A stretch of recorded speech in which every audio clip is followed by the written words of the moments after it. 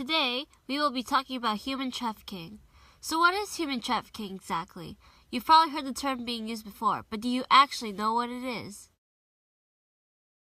Human trafficking is defined as the action or practice of illegally transporting people from one country or area to another, typically for the purposes of forced labor or sexual exploitation. According to Google, although it is most commonly for forced labor or sexual exploitation, there are many other different purposes. Some of these purposes include sexual exploitation, labor exploitation, domestic servitude, forced marriage, forced criminality, child soldiers, and organ harvesting, and possibly more, although these are the more common purposes. All of these are fairly self-explanatory, so we won't be getting into too much detail into them.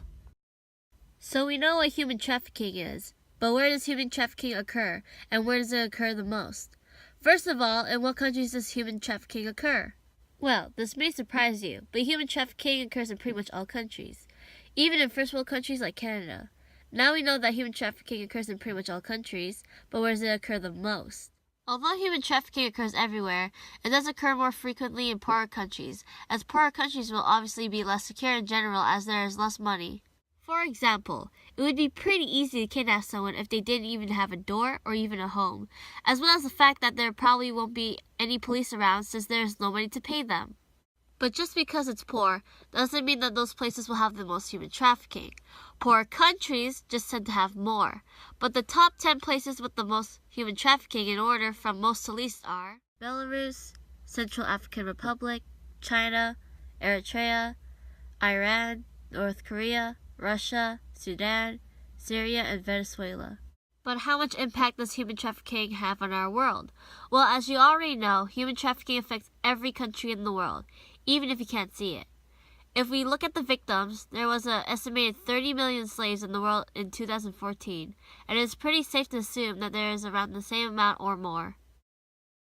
Speaking of how many people are affected by human trafficking, who is the most vulnerable to human trafficking?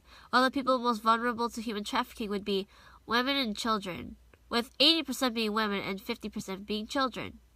This being the case because women and children are generally easier to kidnap, as women and children are generally weaker than men, and children are smaller and easier to trick.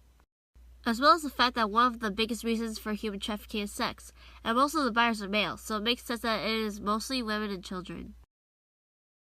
While we're on the topic of what people are most vulnerable, who are the people that buy these human trafficked people? Well, this may not surprise you, but 99% of buyers are male, mainly for the purpose of sexual exploitation.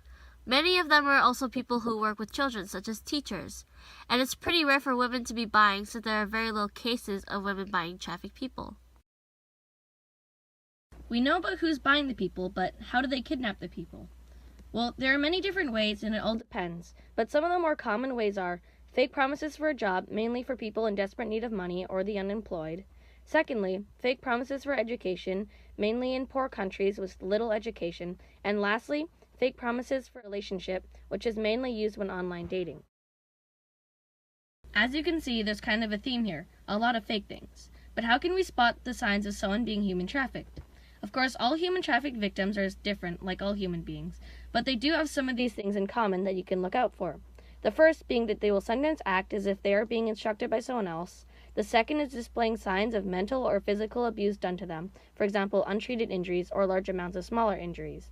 The third is being bonded by debt, or as if they have money being taken away from their salary. The fourth is having little or no contact with family members or people close to them.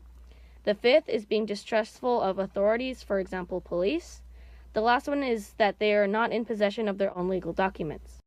Although these are some of the signs of someone who is being human trafficked, just because someone is showing these signs or not showing certain signs doesn't mean that they are being human trafficked, so you should still judge for yourself.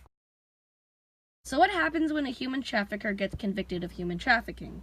Well, it's pretty complicated, but the main human trafficker will often get sent to prison for life, which is a good thing. But the bad thing is, conspirators, depending on how much they do, can only get sent to prison for a few years to a life sentence. Also, most of the people who buy the human traffickers and give them back after a while often never get caught, as it is very hard to find and convict them of anything. But if they can't convict them, then why don't the victims speak up? Well, there are obviously many different reasons unique to the person, but the biggest reasons are as follows. They fear for their own or loved ones' lives, as they think that speaking up will get them in danger.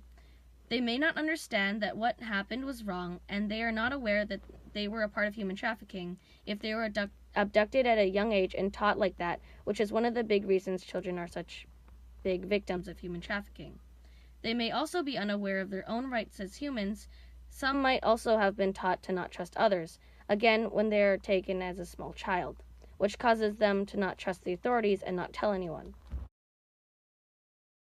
This is the end of the video, but before we leave, we want to leave you with this question. How do you think we can prevent human trafficking?